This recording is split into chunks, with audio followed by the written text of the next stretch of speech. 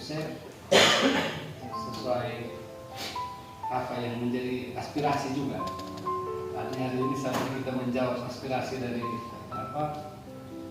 teman-teman 75 orang.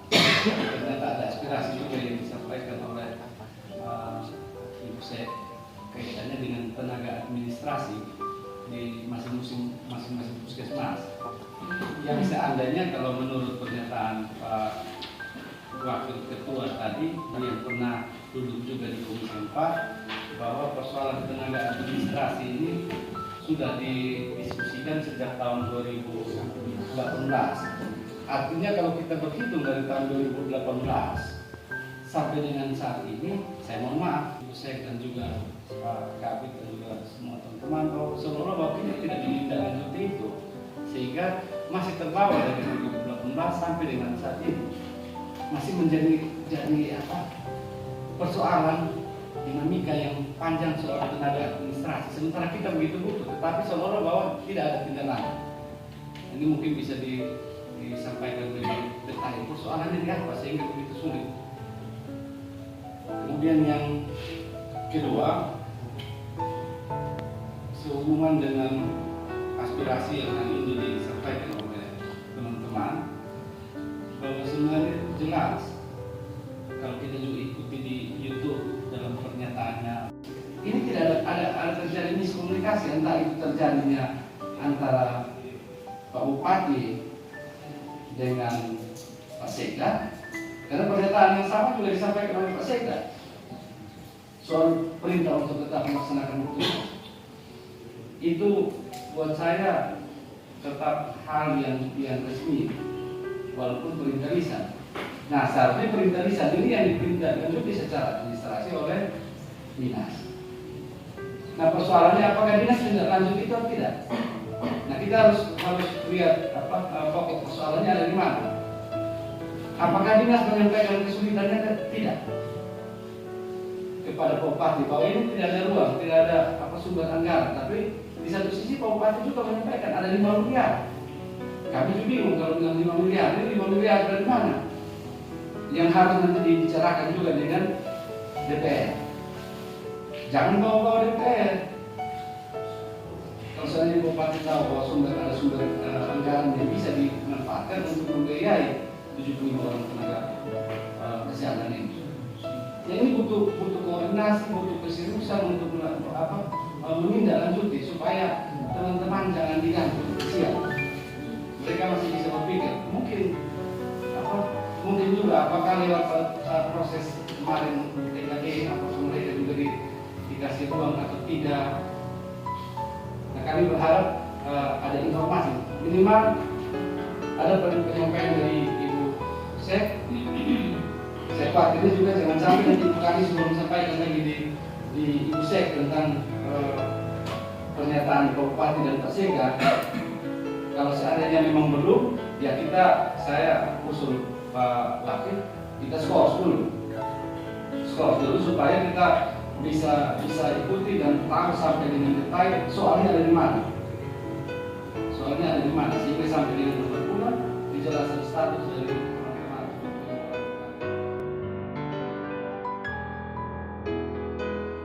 Memberikan penjelasan terkait dengan yang disampaikan oleh Pak Bupati dan juga Pak Sekda yang mana memberikan statement kalau tidak salah itu pada tanggal 3 Januari 2023. Karena itu jelas ada di postingan media sosial dan banyak yang dibagikan. Setidaknya sudah banyak yang mengetahui bahwa janji pimpinan daerah ini adalah janji yang harus sudah berdasar. Sehingga kami minta dari Dinas Kesehatan untuk bagaimana memberikan penjelasan kepada kami Komisi 4 dan juga teman-teman Nakes tindak lanjut dari tanggal 3 itu sudah seperti apa, sejauh mana, dan juga ada yang disampaikan oleh Pak Sekda bahwa nanti akan dilakukan konsultasi ke Kementerian Kesehatan. Dan kami berharap bahwa setelah pulang dari konsultasi itu Dinas Kesehatan sebagai dinas teknis sudah mengetahui hasil konsultasi dari Pak Sekda itu seperti apa. Jangan sampai kita pergi konsultasi tapi hasilnya kita tidak tahu, bahkan teman-teman nakes ini tidak mengetahui kejelasan nasib mereka itu seperti apa. Karena 3 tahun 7 bulan mereka sudah punya pengharapan dari SK yang mereka pegang ini sebagai dasar kalau nantinya SK ini juga menjadi acuan pada saat pengangkatan mereka. Biasanya kan bilang tenaga honor itu SK-nya jangan putus-putus. Nah, kalau sampai dengan teman-teman ini SK-nya putus di tahun 2023 ini, otomatis mereka punya peluang lagi nanti untuk CPNS agak susah lagi. Kemudian yang berikut ini janji dari Pak Bupati dan Pak Sekda. Terus ada lagi yang diusulkan oleh dinas itu kalau bisa turun ke desa untuk ikut lagi calon menjadi TKD. Nah, kita tahu bersama, jadi di desa ini hampir semua anak-anak di desa itu banyak yang sudah pulang dan sudah ikut tes lagi dan tidak lulus. Nah, kalau teman-teman yang 75 ini pergi lagi, posisi mana yang harus mereka isi? Dan kalau kita berpatokan pada anggaran, tadi sempat Ibu Sek bilang ini harus menjadi tanggung jawab kita bersama karena ini anak-anak kita, bagaimana yang harus kita pikirkan. Dan kami juga minta dinas untuk memberi usul kepada kita semua harus seperti apa yang harus kita buat untuk teman-teman ini. Jangan sampai menuntut kepada kami yang adalah wakil dari masyarakat, tapi dinas juga tidak memberikan acuan kepada kami apa yang harus kami buat untuk teman-teman ini. Karena ini harus ada kolaborasi dari dinas maupun dari DPRD dan juga pemerintah. Kemudian satu lagi, teman-teman ini yang mereka inginkan itu adalah kepastian mereka.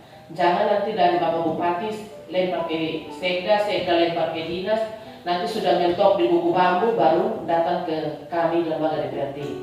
Jadi saya rasa bahwa kita adalah mitra, jangan sampai habis ini habis sudah, tidak ada tindak lanjut lagi. Karena biasanya habis di dalam ruangan, nanti kapan lagi ada yang datang mengeluh lagi, kami telepon satu persatu lagi. Tapi semoga hari ini menjadi hari yang mana senyum teman-teman tanggal 3 Januari waktu posting di media sosial itu mendapat kabar gembira dari Bapak Bupati bahwa kembali lagi ke puskesmas, kerja lagi seperti biasa. Itu ada lagi di hari ini dan hari-hari selanjutnya. Karena hari ini kita masuk di sini tapi dengan wajah yang murung-murung. Beda dengan postingan tanggal 3 tadi saya lihat di media itu senyumnya sangat lebar semua. Karena ya itu tadi, sama seperti tadi Pak Egi bilang bahwa jangan sampai ada pemberi harapan palsu, jangan ada janji-janji manis begitu. Jadi kami mau hari ini ada penjelasan dari dinas. Tadi kami berharap ada Pak Sekda, ada kepala dinas, tapi karena semua berhalangan, jadi mungkin saja sudah ada titipan manis, suara manis dari Ibu Kadis melalui Ibu Sek, sehingga teman-teman yang ada perwakilan ini pulang dan menyampaikan kepada 75 teman yang lain bahwa hari ini kita sudah ada solusi. Kalau mau bilang mereka ini disuruh lagi kembali ke puskesmas, lakukan pelayanan seperti biasa, dan kalau memang dibutuhkan tenaga mereka itu nanti kalau tidak salah mereka dikasih upah itu per pelayanan itu 170.000. Begitu teman-teman. Nah, kalau begitu adanya, bagaimana dengan teman-teman yang sudah ada di mungkin seperti itu. Tapi yang mereka inginkan adalah satu dasar SK atau istilahnya SIM, sehingga mereka melakukan pekerjaannya itu tidak was-was. Seandainya pada saat mereka melakukan penanganan pasien, teknisnya kerja di sana, terus sewaktu-waktu ada masalah, mereka mau menunjukkan dasar kerjanya itu apa, begitu. Jadi yang mereka inginkan ini sebenarnya hitam di atas putih. Mereka kalau mau lanjut dasarnya apa, kalau mau berhenti memang suratnya sudah ada. Tapi saya juga minta di sini untuk dari dinas, karena kalau bilang tadi bahwa mereka diberhentikan itu akhir Desember 2022, kalau misal kami sebagai mitra dinas kesehatan ini Komisi 4, kami juga mau lihat itu surat, karena kami juga Thomas tidak melihat, tidak percaya begitu. Jadi setidaknya kita mitra ini jangan tunggu ada masalah dulu baru kita dikasih kabar.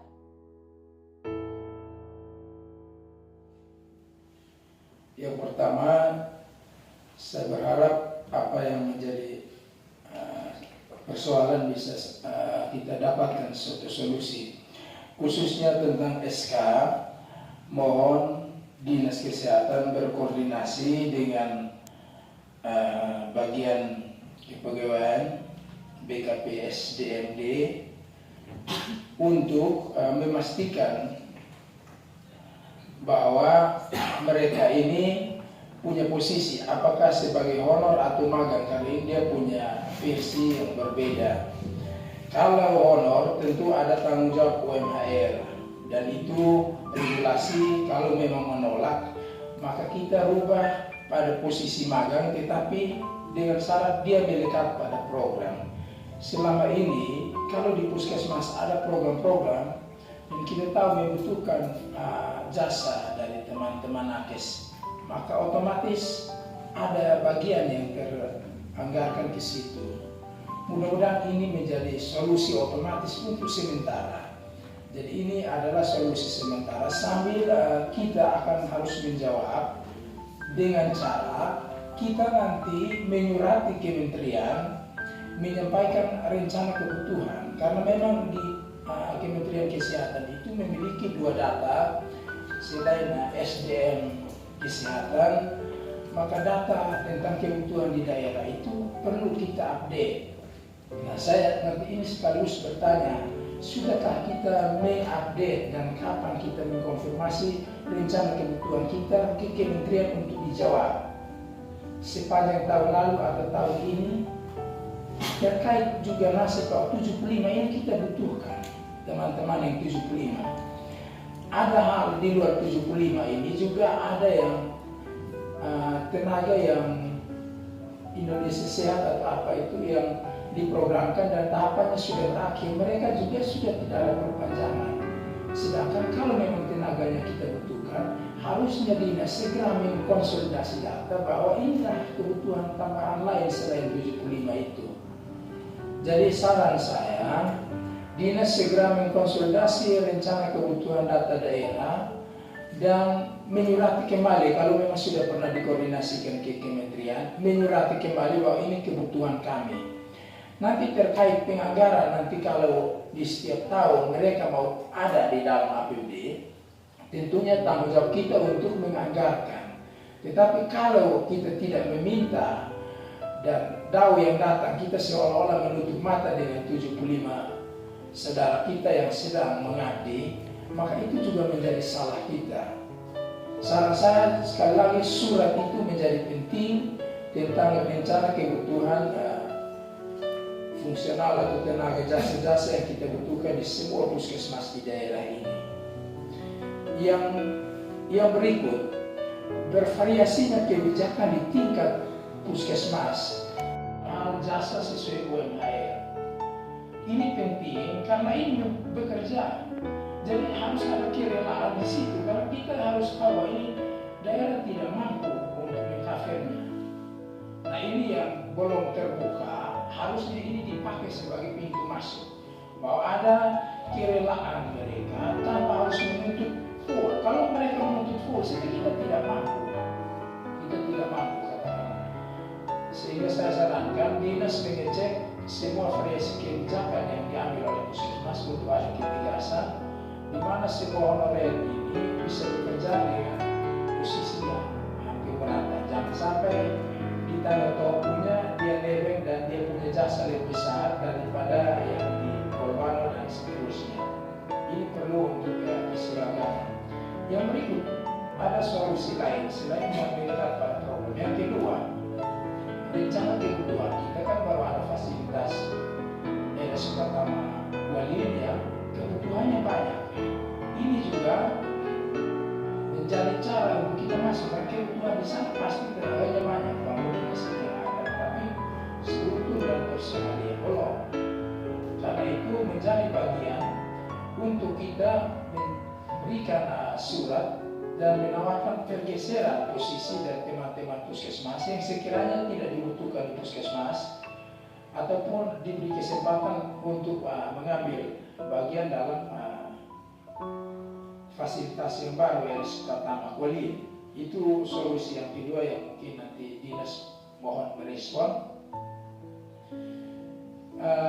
Lalu kami juga menjalankan ada solusi-solusi alternatif lain yang kalau memang